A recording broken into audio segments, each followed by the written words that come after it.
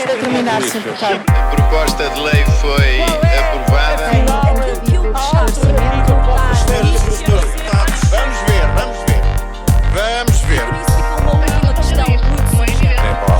Existe um consenso largado sobre isso. Faz favor, as consequências do espaço desta nossa Assembleia, chamada Passos Perdidos. Bem-vindas e bem-vindos ao Passos Perdidos, uma visita aos corredores do poder, onde se escrutina o trabalho dos representantes. Passos Perdidos é um novo programa do É Apenas Fumaça, em parceria com o portal Hemiciclo, um espaço que visa aproximar os cidadãos da democracia e de uma das suas mais importantes instituições, a Assembleia da República. Todos os meses, atravessamos a sala dos Passos Perdidos, o corredor mais visto do Parlamento, onde se cruzam políticos, assessores e jornalistas, para questionar as decisões de deputadas e deputados. O nosso convidado de hoje é Ricardo Batista Leite, médico com formação específica em doenças infecciosas e professor universitário, 38 anos, deputado do Partido Social Democrata, foi eleito pelo Círculo de Lisboa em 2015.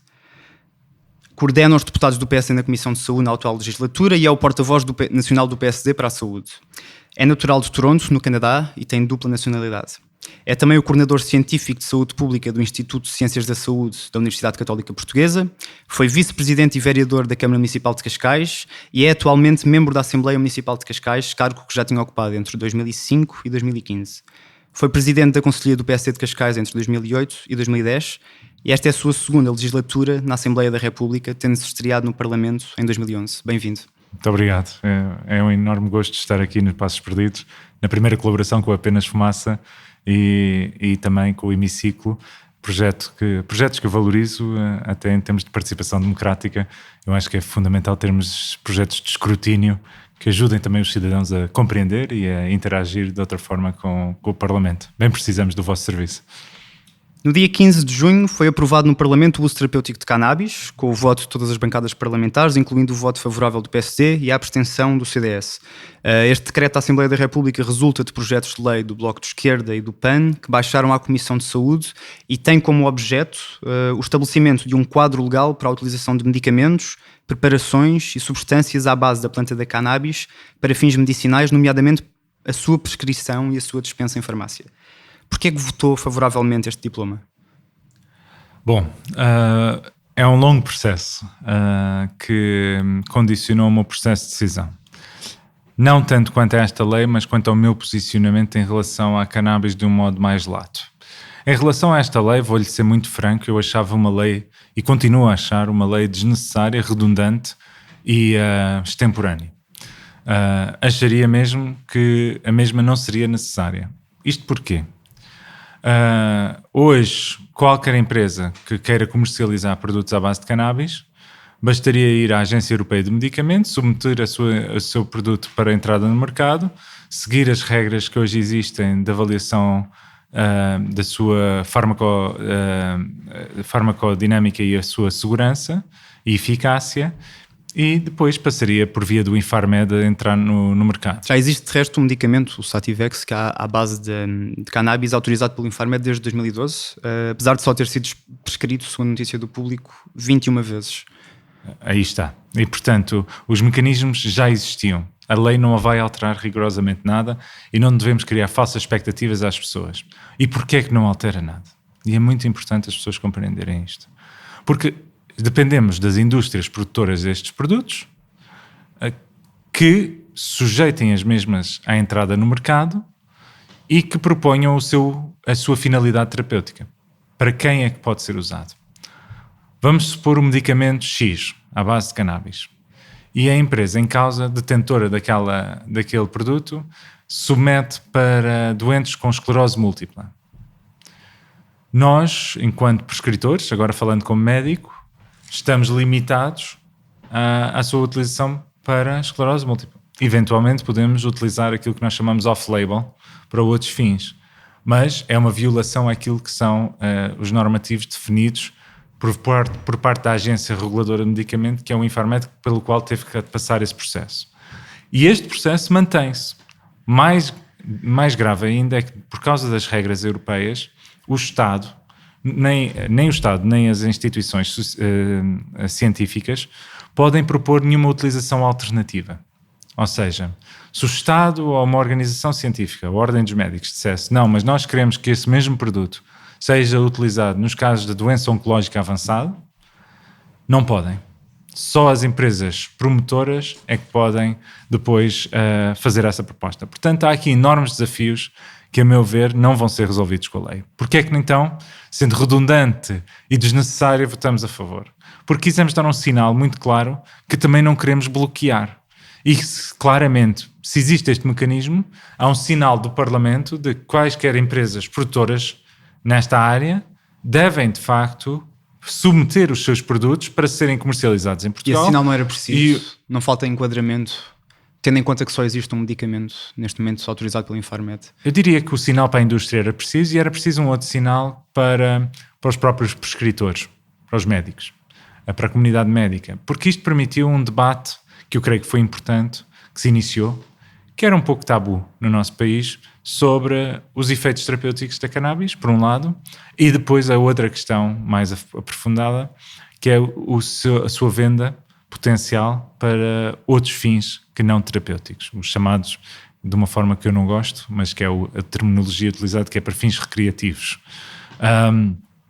Aquilo que está demonstrado, e podemos entrar em detalhe sobre isto, é que a verdadeira solução que poderá permitir que nos casos múltiplos que são relatados, até por questões de alívio de dor e sofrimento, em que poderia haver um potencial utilização da cannabis, se fosse comercializado de uma forma mais liberal, seria possível ultrapassar um conjunto de constrangimentos que, por via medicinal, estamos obrigados, por via do conjunto de regras que existem aí bem, sendo que fazendo uma regulamentação sólida, segura e eficaz, como nós propusemos no Congresso do PSD, penso que era possível fazer esse alargamento mais liberal no acesso, garantindo a segurança dos utilizadores finais e tendo uma política de dissuasão no final do dia. O objetivo final é que as pessoas não consumam, mas se consumirem, que seja em condições de segurança. Mas para que fique claro, a aprovação de medicamentos à base da cannabis não precisava da aprovação deste diploma? Não precisava de nada. E, portanto, é um sinal que o Parlamento dá que reforça, se ler a proposta, reforça o poder do Infarmed, que já o tinha. E, portanto, a própria Presidente do Infarmed, a professora Maria do Céu Machado, foi taxativa a dizer isto. As empresas que apareçam. E, portanto... Mas considera que foi um sinal importante para que apareçam, de facto? O sinal mais importante foi garantir que os partidos se alinharam numa posição única. Também se alinharam com um nível de concordância alargado relativamente à proibição do autocultivo, que eu creio que poderia levantar um conjunto de outros riscos que se conseguiu evitar, e, portanto, garantimos aqui que o procedimento como produto médico seja seguir todos os normativos da Agência Reguladora do Medicamento, que é o Infarmed.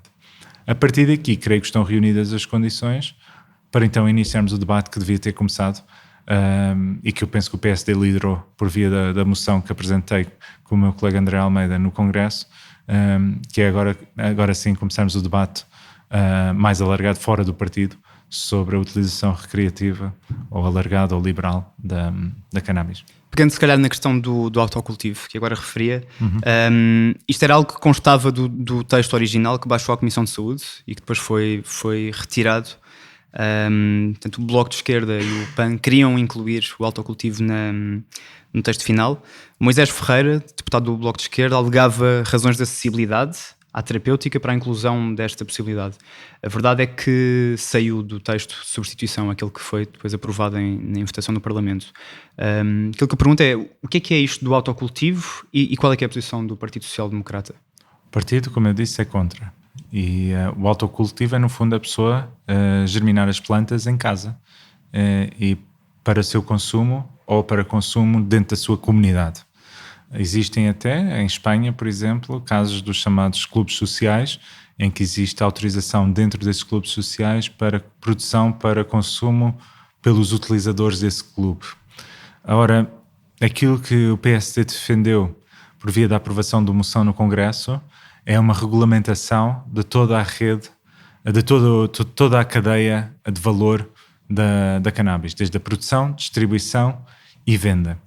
Isto porque, entre outros detalhes, é exigível é exigível que haja uma garantia das concentrações de THC no produto final, que é consumido, por razões que podemos entrar em detalhe. E por isso, por via do autocultivo, até pelo cruzamento de estirpes e por outros procedimentos, seria impossível, por parte do regulador, controlar o que está a ser consumido pelo consumidor final. E uma vez que nós acreditamos num modelo de liberalização regulamentada, e essa regulamentação exige um controle rigoroso da concentração do produto que é considerado legal, tal não seria possível com o autocultivo. E, portanto, a nossa posição tinha que ser taxativa sobre isso. Já vemos, se calhar, essa questão. Para ser de facto lei, este decreto da Assembleia da República tem ainda de sujeitar-se à promulgação do Presidente da República, Marcelo Rebelo de Sousa. Acha que a aprovação do diploma será dificultada? Podemos esperar um veto de lei ou um pedido de fiscalização ao Tribunal Constitucional? Não estou em condições de substituir o Presidente da República, mas pelo menos o Presidente da República tem o conforto da Assembleia da República com o apoio alargado dos partidos sobre o diploma. Mas não altera em nada as regras já vigentes do ponto de vista das regras de segurança que a Agência Reguladora do Medicamento tem que sujeitar os produtos farmacêuticos e, portanto, penso que nós, enquanto Parlamento, prestamos um bom serviço em garantir que o Presidente da República está perante um diploma que em nada viola nem a Constituição, nem os normativos de segurança e qualidade da área do medicamento. No que respeita à prescrição de medicamentos, preparações e substâncias à base da planta cannabis, o ponto 3 do artigo 5º deste texto de substituição agora aprovado refere que a prescrição só pode ser efetuada, e passo a citar, se os tratamentos convencionais com medicamentos autorizados não estiverem a produzir os efeitos esperados ou se estiverem a provocar efeitos adversos relevantes. Este ponto não se encontrava no texto de substituição, no texto inicial dos projetos de lei. A inclusão surge por proposta do PSD. Porquê é que o Partido Social Democrata entende que os medicamentos à base de cannabis só devem ser prescritos em último caso e quando todas as outras alternativas se revelarem insuficientes, como é referido aqui?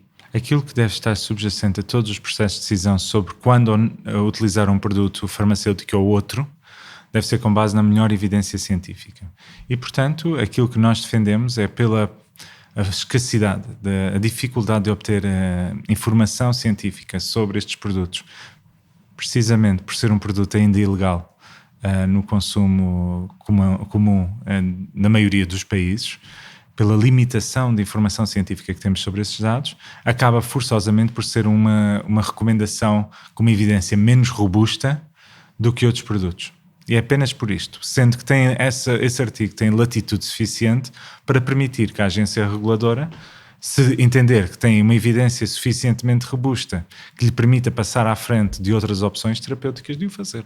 E, portanto, é apenas garantir que este produto não se substitui a outros que possam potencialmente, no contexto médico, substituir no contexto médico, serem superiores ou inferiores aos demais. Agora, pode-se levantar aqui uma outra questão. Bom, mas há pessoas que, apesar da evidência científica dizer isto ou aquilo, se sentem melhor com um produto à base de cannabis. Que eu acho que é um pensamento e um sentimento legítimo. E por isso é que eu considero que qualquer via de prescrição medicinal de cannabis vai ser sempre limitativa daquilo que são as suas verdadeiras potencialidades. Porque esses casos, que acabam por não ser muitos, na realidade, se formos a ver os números concretos. Mas esses casos existem e eu entendo que com a regulamentação necessária seria possível acomodar essa expectativa desse cidadão particular com uma regulamentação mais liberal. E porque estar sujeitá-lo a um processo de prescrição e regulamentação tão exaustivo e burocrático quando nós temos evidência que é possível seguir uma via diferente que lhe permite consumir o produto com regras claras, num ambiente em que a sua aprovação por via recreativa seria possível e garantiria esse acesso. E, portanto, para mim é muito claro que esta via medicinal é uma via que não resolve o problema de base, mas, como eu disse, serviu para a discussão. Agora o PSD tem que ser coerente. Não pode tratar uma questão que é uma prescrição para utilização em contexto médico como se não fosse para contexto médico. E sendo para contexto médico, temos que garantir que as regras de segurança e da entidade reguladora são cumpridas ao máximo. E é por isso que na sua opinião, aquilo que o Bloco de Esquerda e o PAN querem é, e passo a citar, uma legalização plena do uso de cannabis de uma forma desregulada, sem regras. Disse isto na sua intervenção no Congresso do PSD. Porquê é que o modelo defendido pelo Bloco e pelo PAN é, na sua opinião, incorreto? O modelo que o PAN e sobretudo o Bloco, quem tem mais histórico nesta matéria, o Bloco tem defendido sempre uma liberalização sem nunca dizer quais as regras quer apresentar. E mesmo num contexto em que a proposta efetiva em que apresenta é uma proposta para uso medicinal em que inclui o autocultivo, para mim é uma proposta sem regras e, portanto, permite um consumo não controlado, não regulamentado. E, portanto, para mim fica muito claro que é um caminho que traz riscos em que a escassa evidência científica que existe ainda sobre esta matéria, que é uma evidência científica que felizmente está a crescer porque publicamos um artigo na Ata Médica Portuguesa que serviu de base para a moção ao Congresso, em que olhamos para os exemplos dos países e estados que já regulamentaram a legalização para fins recreativos, e aquilo que nós podemos destacar é que finalmente começamos a colecionar informação científica que nos permite ir tomando decisões cada vez mais robustas. E, portanto, o nosso caminho será sempre um caminho pela legalização, é aquilo que eu defendo, uma legalização plena, regulamentada. Qual é que é o modelo que o PSD defende para a legalização do consumo de cannabis recreativo? Bom, aquilo que apresentei no Congresso acabou por ser aprovado e, portanto, a reunião magna do PSD, que é o seu Congresso Nacional, aprovou a moção. Foi assente, como eu dizia, no tal artigo científico publicado na Ata Médica Portuguesa. É um artigo que olhou para os casos de Amsterdão e Espanha, no caso europeu, e depois olhou para o Colorado, para o Oregon, olhou para Washington, para o estado de Washington e para o estado do Alasca, e ainda olhamos para o caso do Uruguai. E porquê estes países e estados? Porque eram aqueles que se apresentavam com maior experiência até àquela data do ponto de vista de legalização. Entretanto, foi legalizado na Califórnia, mas com menos experiência real. E, aliás, o caso da Califórnia é um caso paradigmático de como começar por uma legalização para via medicinal alargada, como eles fizeram, que eu creio que nós conseguimos evitar isso com esta legislação, e agora transitar por uma legalização plena trouxe uma série de dificuldades e desafios que eu espero que Portugal consiga evitar, tendo aprendido essa lição com outros.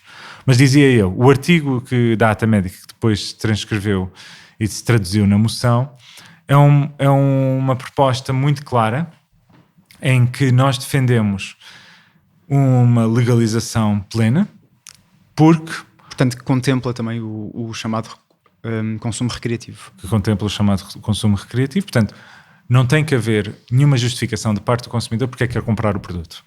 É isto, no final do dia, que quer dizer. A pessoa pode consumir, pode comprar o produto sem qualquer necessidade de justificar porque é que o quer. Aquilo que nós apresentamos é que, olhando para o caso dos vários países, o caso da Holanda é um mau exemplo, na nossa opinião, porque legalizaram a venda em contexto de coffee shop, mas não legalizaram nem a produção nem a distribuição. E, portanto, a coffee shop, no final do dia, está a comprar ao mercado ilegal, o que implica que o Estado não está a regulamentar aquilo que está a ser vendido e, portanto, aquilo que aparece na loja é impossível de nós verificarmos, de garantirmos que aquilo que está identificado no produto é o produto. E o Estado está a perder receita fiscal. Isso é uma coisa que também é relevante? Claro que sim. E nós defendemos que a receita fiscal que pode advir daqui deve ser reinvestida em várias frentes. Por um lado, na frente da dissuasão, portanto, nas políticas de dissuasão dos comportamentos aditivos. Por outro lado, no apoio às pessoas que têm problemas aditivos. E, por outro lado, no reforço das forças de segurança que têm enormes dificuldades para combater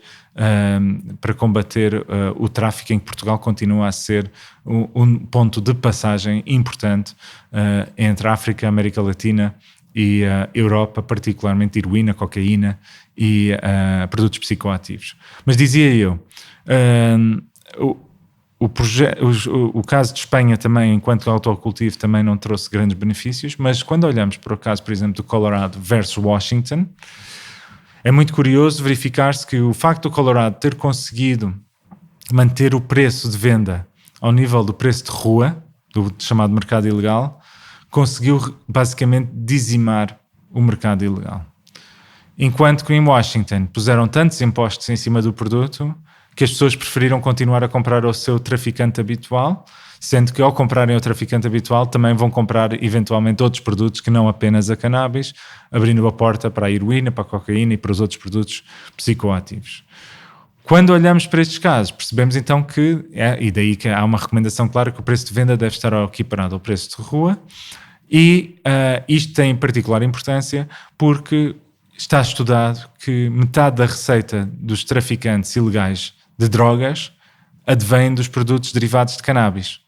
E, portanto, é um rombo, digamos assim, no porta-aviões do mercado ilegal, de tráfico ilícito de drogas, conseguirmos, de facto, retirar-lhes o mercado da cannabis. Mas porquê é que, olhando agora numa perspectiva de saúde, se considera então que essa legalização é possível sem risco? Bom, risco existe sempre a partir do momento em que há um consumo de um produto, até de um produto medicamentoso altamente escrutinado pela agência reguladora. Mas porquê é que nós consideramos que pode ser vendido de uma forma livre? Bom, fazemos uma análise comparativa com o tabaco e com o álcool, com base nas evidências recolhidas.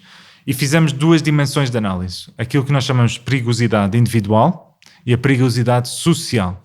A perigosidade individual é o impacto negativo que aquilo tem na pessoa, individualmente. A perigosidade social é o risco que aquilo comporta, aquele consumo nas outras pessoas.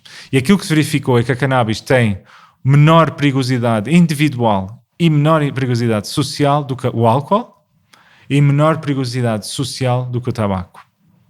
E, portanto, se nós, enquanto Estado, enquanto país, aceitamos a venda do tabaco e do álcool num contexto regulamentado, não se consegue compreender, face à evidência científica, que não possamos pelo menos discutir a legalização plena da cannabis. Por outro lado, a evidência científica também levanta algumas dúvidas e algumas preocupações no que diz a respeito à esquizofrenia no jovem adulto. Porque há vários estudos que apontam que há um onset precoce de esquizofrenia entre os 20 e os 30 anos de idade em pessoas que tiveram elevados consumos. E, portanto, nós olhamos a maior detalhe a esses dados para tentar perceber. E aquilo que ficou muito claro é que os casos de esquizofrenia que ocorreram tipicamente são pessoas que têm, de facto, uma predisposição genética. Aquilo que também ficou claro é que tipicamente são elevados consumos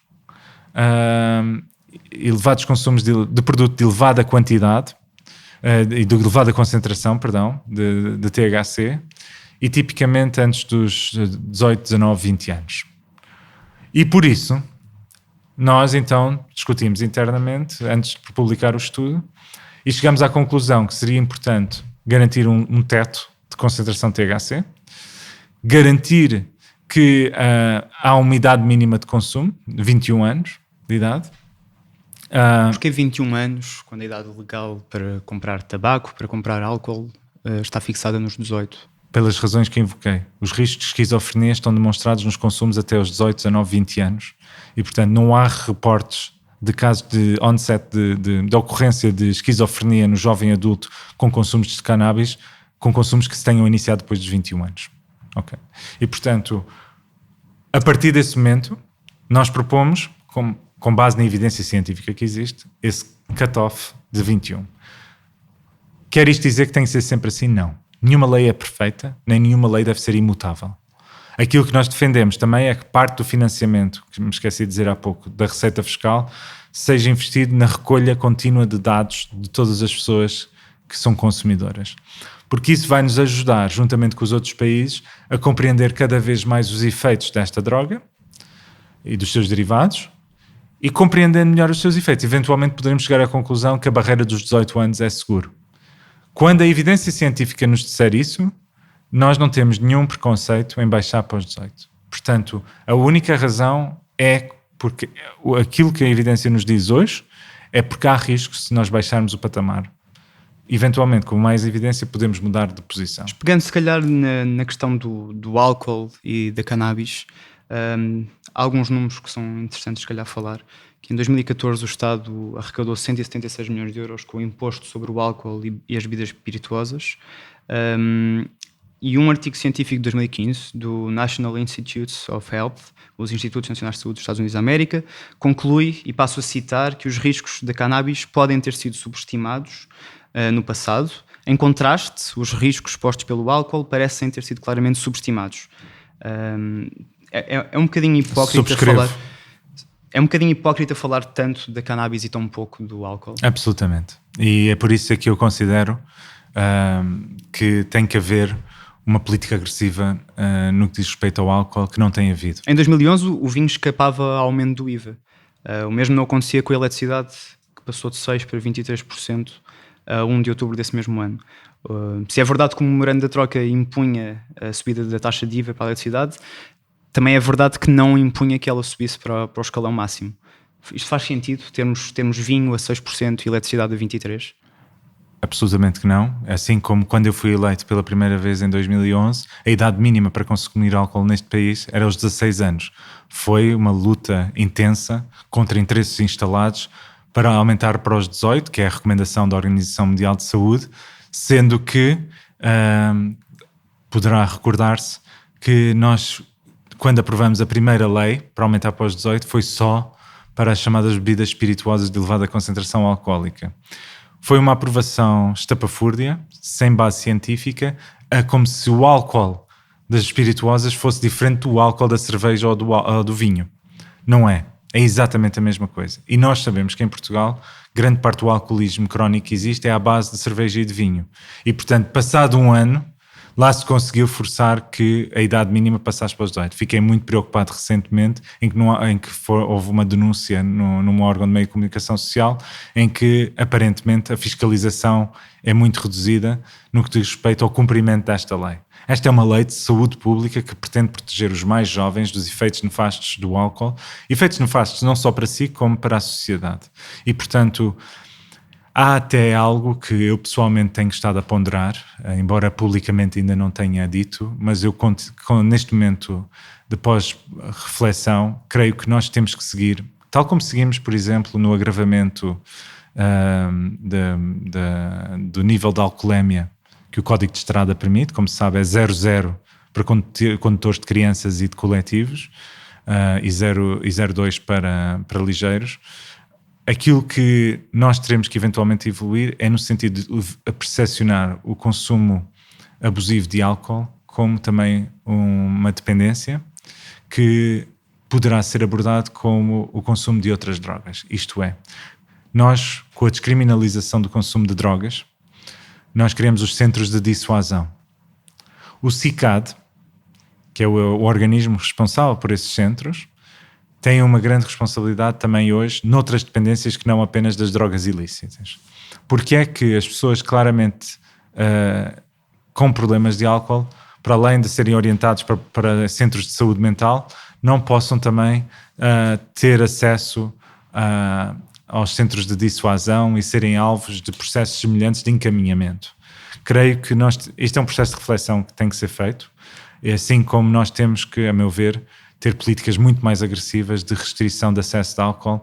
Dou-lhe um exemplo. Devíamos condicionar o consumo ou proibir, em alguns casos? Já é condicionado por via do meio regulamentado, é proibido abaixo dos 18 anos, não é? E, portanto, a venda de álcool abaixo dos 18 anos é ilegal. Mas temos de falar em medidas adicionais, é isso? Eventualmente temos que falar em medidas adicionais, eventualmente teremos que...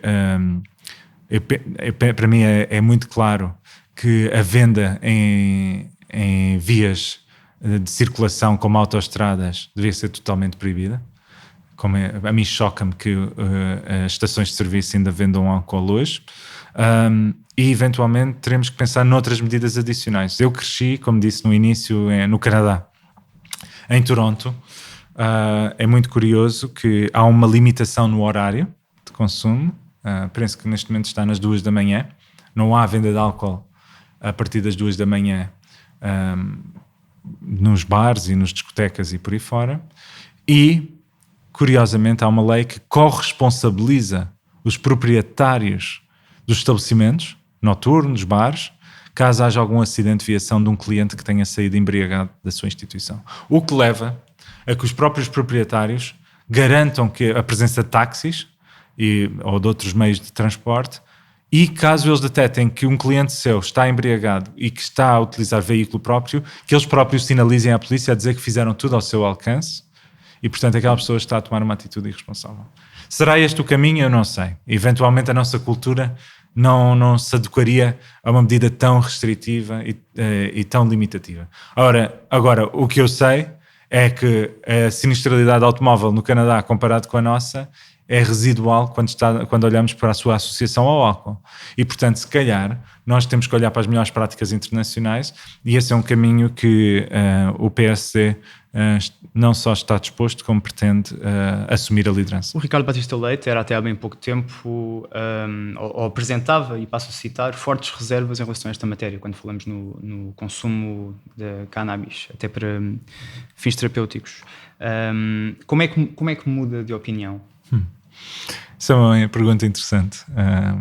Eu tenho por base, desde que fui eleito, e se calhar pela minha formação médica, que o instrumento mais útil para ultrapassar as divergências ideológicas, muitas vezes estão dentro de nós,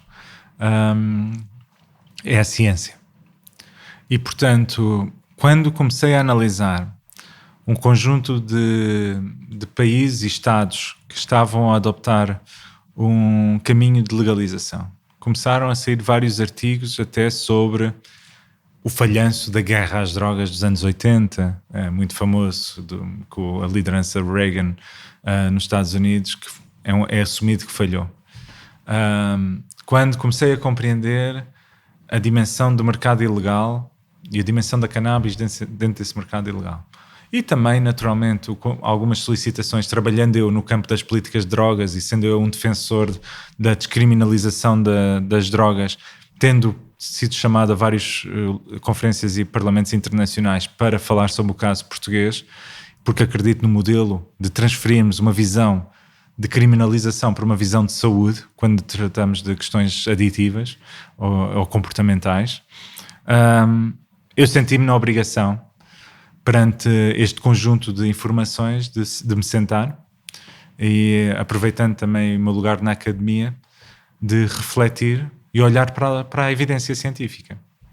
E depois de escrutinar, quando comecei a escrever o artigo, que acabou por ser intitulado O caminho para a legalização segura e responsável da cannabis em Portugal, o título foi definido no fim, não no início. Porque o caminho, se a evidência científica me tivesse mostrado que era um caminho irresponsável e não seguro, sem possibilidade de regulamentação, que, tal como a cocaína e a heroína, apresenta níveis de perigosidade social e individual que tornam impensável legalizar de uma forma segura e responsável, o título teria sido pela não legalização. Portanto, é contra a legalização do consumo de outras drogas, tais como as que acabou de referir. Absolutamente. E podemos discutir isso. Agora, se perguntavam-me como é que eu mudo de opinião. E para mim foi determinante olhar para os dados, para a evidência científica, e com base nessa evidência científica perceber se Portugal teria condições, e nós desenvolvemos um framework, uma proposta, digamos, pré-legislativa que consideramos que é viável para Portugal, e creio que é uma forma responsável de caminharmos naquilo que é, no sentido daquilo que é a base também daquilo que é do meu trabalho de doutoramento, que é traduzirmos evidência científica em políticas públicas com efeito prático na vida das pessoas. E, portanto, é aquilo que nós chamamos de políticas baseadas na evidência, que infelizmente continuam a ser uma raridade. Continuamos a legislar demasiado com base em achismos e com muito pouco evidência científica subjacente, e eu creio que cada vez mais há ferramentas e caminhos que, em parceria com as academias e com outras instituições e com as próprias organizações da sociedade civil, que o Parlamento pode beneficiar muito se tiver uma abordagem muito mais científica. Aliás, deixe-me só dizer isto. Eu entendo que, como sabe, existe um organismo dentro do Estado, do Parlamento, que avalia o orçamento é um organismo independente que o faz, eu entendo que esse organismo deveria também ter meios e recursos para poder avaliar o impacto, não apenas orçamental, mas também o potencial impacto social das propostas de lei antes de nós votarmos. Porque se houvesse um instrumento que, enquanto parlamentares, nos permitisse olhar para a evidência e dizer esta lei vai ter este impacto, ao invés de, enfim, estarmos muitas vezes confinados a um debate que é pouco sustentado do ponto de vista científico, se calhar seria possível construir mais pontos entre os vários partidos e seria possível evitar um conjunto de más leis que o passado tem mostrado que têm sido legisladas. A 22 de maio de 2015, Ricardo Batista Leite vota contra uma proposta do Bloco de Esquerda que visava o cultivo de cannabis para consumo pessoal e criava o enquadramento legal para os clubes sociais de cannabis. Agora, na moção que me levou ao Congresso do PSD e que foi aprovada, aponta até o exemplo do Uruguai, que possibilita o autocultivo e onde há diversos clubes sociais de cannabis. Isto faz parte dessa mudança de opinião que operou nos últimos anos. O que eu citei do Uruguai, e continuo a defender, é o registro central que eles têm de venda.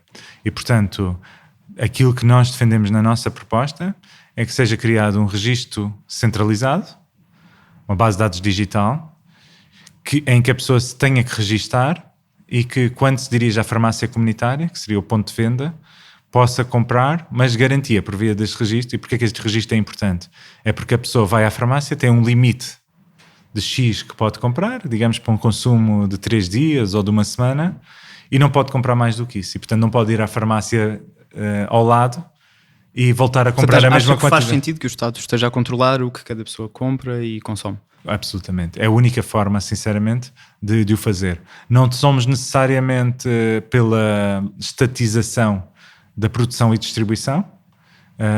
Temos uma visão em que o Estado deve ser um forte regulador, assim como as farmácias não são do Estado. Agora, o controlo da venda, forçosamente, não vejo outro caminho, até que me provem o contrário, que permita garantir uma venda que depois garanta que não seja uma venda para depois ser traficada.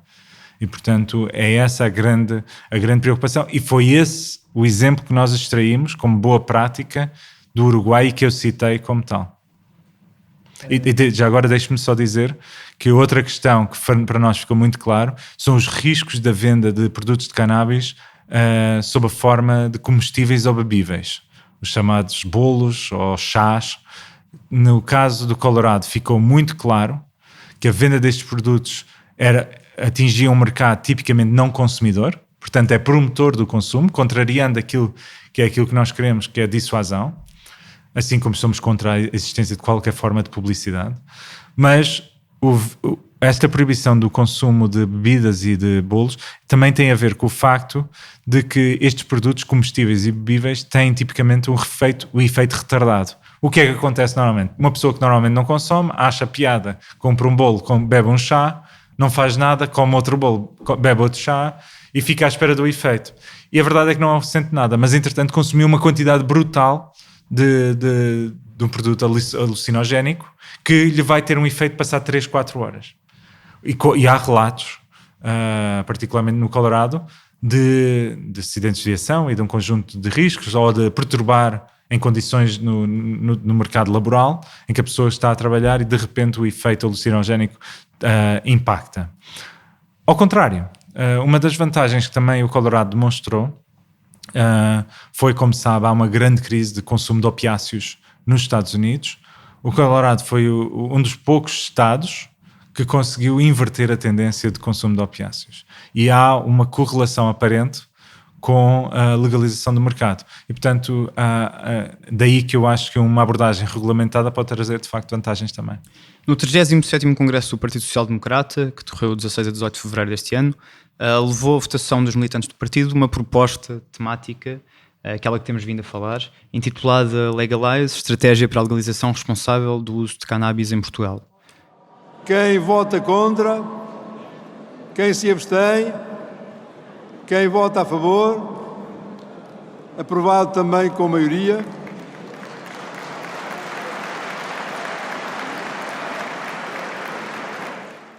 Ouviram-se aplausos. Porquê é que leva esta proposta ao Congresso? Relembro que esta proposta incide precisamente sobre o consumo recreativo de cannabis? Eu entendi que o Partido Social Democrata tinha uma base grande de apoio a uma iniciativa destas, mas tinha alguma dificuldade sobre como abordá-lo.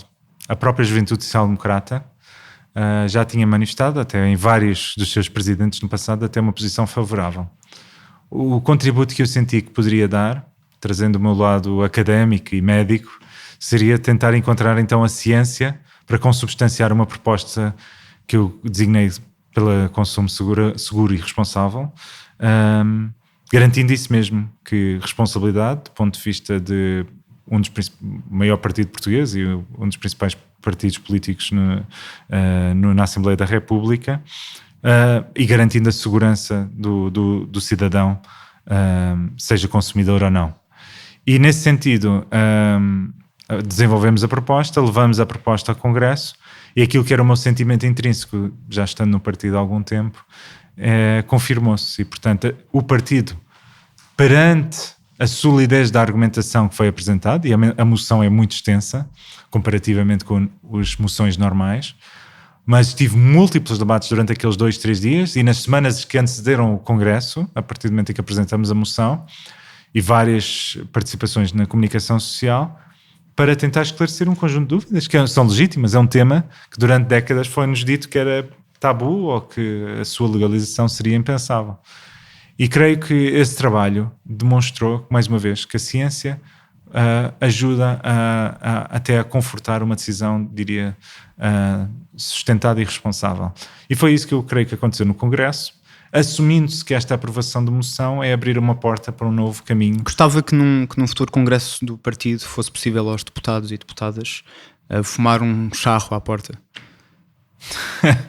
Eu sou a favor, como eu escrevi na moção, que as pessoas não consumam.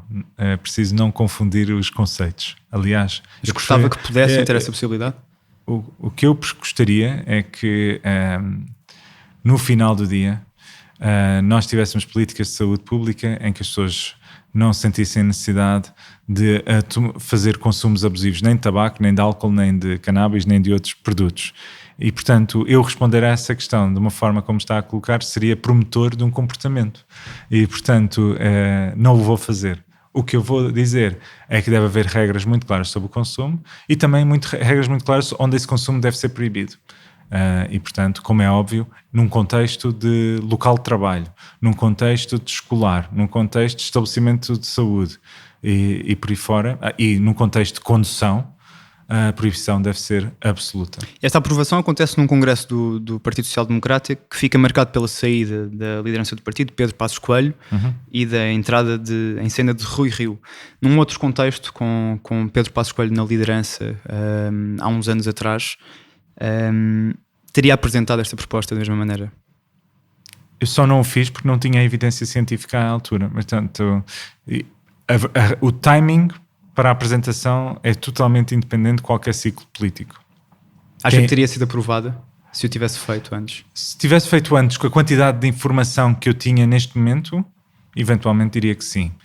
O problema é que 3-4 anos antes eu não tinha forma de ter acesso à informação científica que serviu de base à proposta. E podemos esperar consequências práticas da aprovação desta moção no Congresso, ou seja, podemos esperar a apresentação de um projeto de lei no Parlamento de autoria do grupo parlamentar do PSD que vise o consumo recreativo de cannabis? Eu creio que há aqui alguns passos ainda intermédios, ou seja, o partido já tomou uma posição enquanto base, a direção do partido ainda não se pronunciou sobre isto, creio que é um caminho que a própria direção do PSD tem que fazer. Mas mais importante do que isso, eu creio que nós escancaramos mesmo a porta para o debate em sociedade. E entrevistas como estas multiplicam-se, debates e conferências dentro e fora do partido também se fazem com cada vez maior frequência. E isto é muito importante, até porque nós não somos dogmáticos na proposta. Nós quisemos fazer a melhor proposta que pudemos com a evidência que tínhamos, com base de quem tem experiência na matéria, quem tem até experiência internacional, podermos juntar essa experiência e construir a melhor lei possível e criar mecanismos para que essa lei possa ser revista de modo a garantir que estamos sempre... E quando é que podemos esperar que isto aconteça? E, portanto, aquilo que eu creio que vai acontecer ao longo do próximo ano é alargar este debate, e eu espero, e não estou em condições de o garantir, mas eu espero que eventualmente possa ser um tema no contexto das eleições. Portanto, vamos ter eleições para o ano, legislativas, para que numa nova legislatura possa haver uma proposta concreta neste sentido. Mas depois da aprovação da submissão do Congresso, não há dúvidas de que o PSD é um partido pró-legalização, ou há? É pró-legalização num contexto regulamentado e responsável e seguro. E, portanto, é preciso distinguir muito bem o que é isto de sermos pela legalização. Porque há várias formas de legalizar. Como sabe, aliás, os vários exemplos de países que eu enunciei, e agora alargaram-se para ainda mais, entretanto, e mesmo dentro dos Estados Unidos há vários modelos. Nós acreditamos num modelo regulamentado. Ou seja, há até quem nos acuse de apresentarmos uma proposta que aparentemente é liberal, mas que depois impõe restrições em termos de preço, o que é uma proposta anti-liberal.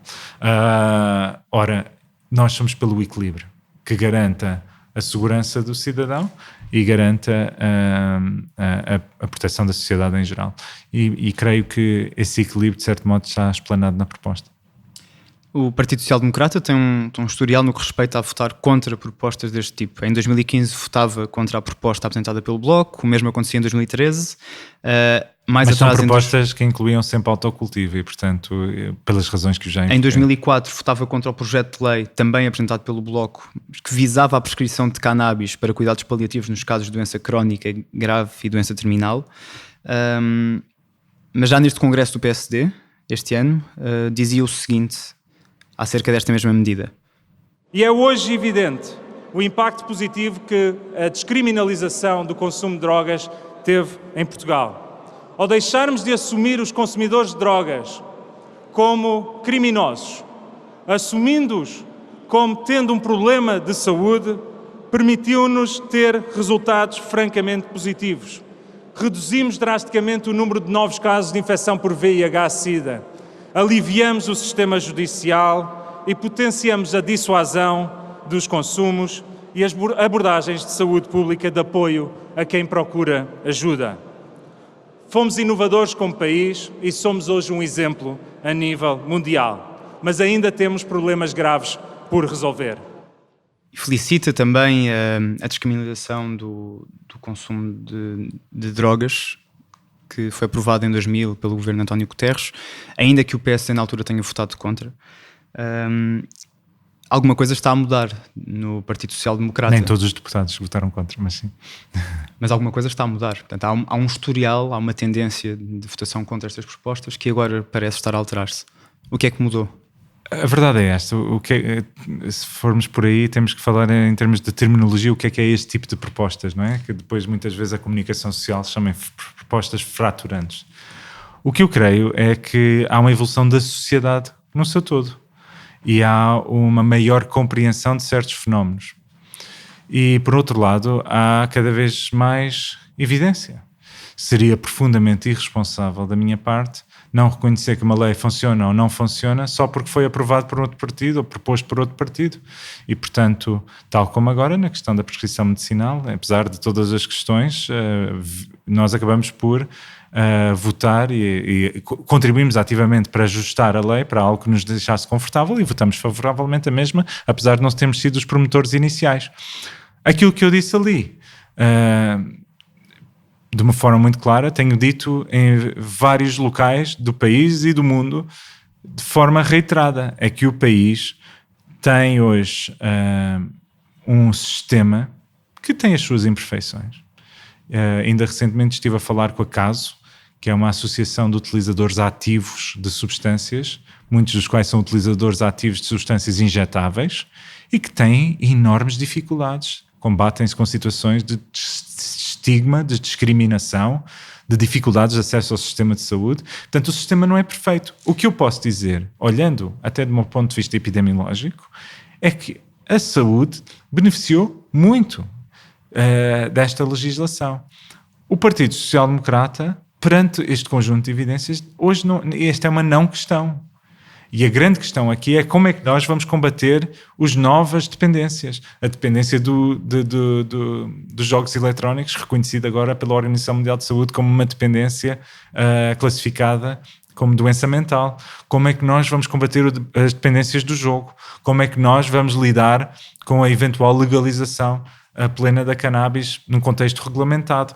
Estes são um conjunto de debates que estão a ser feitos.